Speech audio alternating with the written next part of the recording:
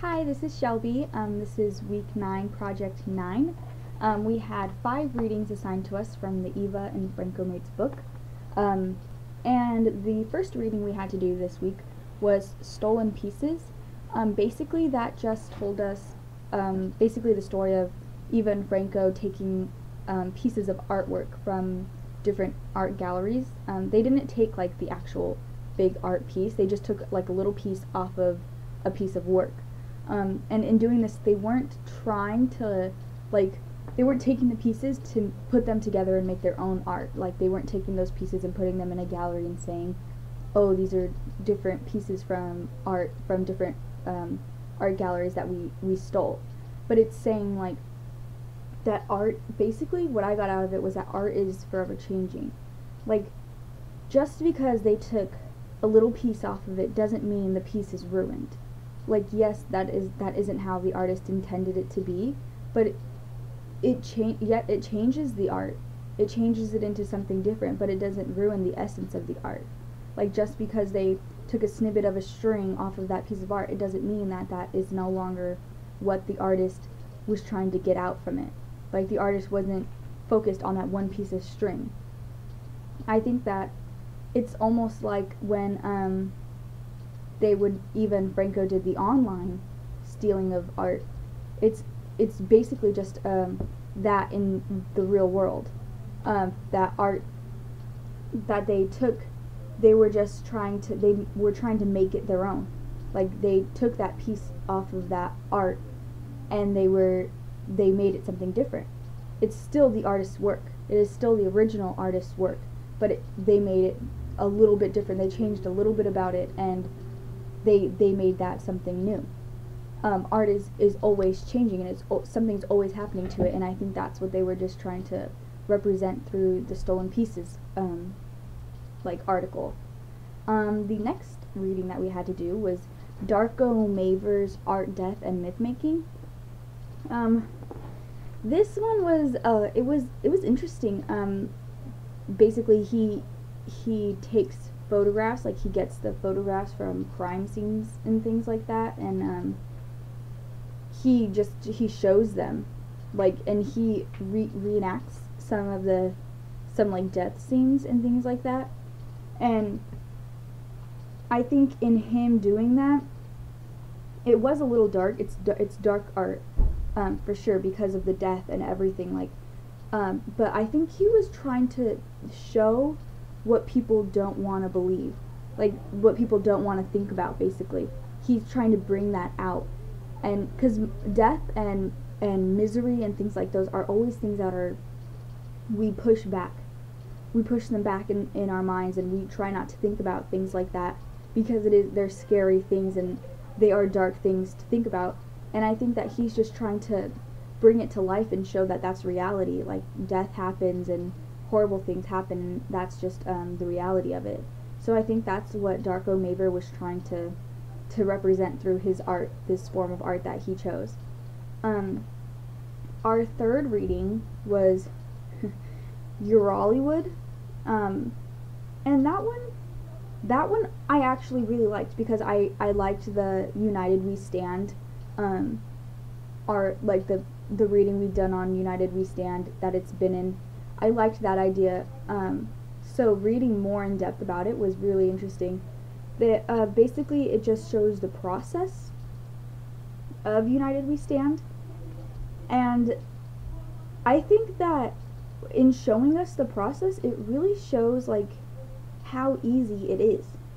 Like, everybody says that, like, making a movie and everything is so difficult, and really I think it shows a lot about our like Hollywood. It shows that you just take like snippets from reality. You take snippets from the past and you put those together, and you get the right characters and you get everything together, and it's done. Like, it's so easy to make something happen. Like, they made United We Stand a global thing, really, because they posted it all over different countries, and there wasn't even a movie, but they had it so down that it was so believable. They had the cover, they had the actors, they had the name, and they had a whole like storyline done. I think it really just shows that it's not as hard as people say it is, and that's their form of art, was making something like that and making it believable, and I think they really did a good job of that. And I think it just it shows really how they could do that. Kind of makes me think like they made a fake movie and they posted that everywhere.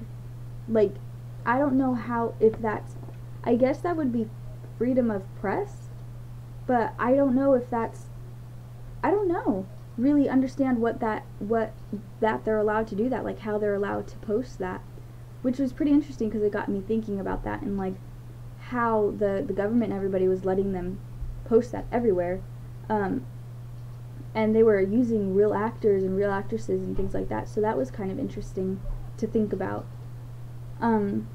Our fourth reading was It Means What It Says, and this one was pretty interesting because this was when Eva and Franco, I believe they went to a different country, or and there was plaques on buildings that said like who was famous that was there, or who built the building, or what happened, what famous thing happened in that building.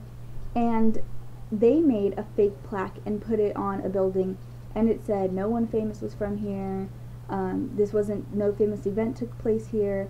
And I think that the main point that they were trying to get, like in doing that, I think they said like they were showing that it isn't art until it's talked about.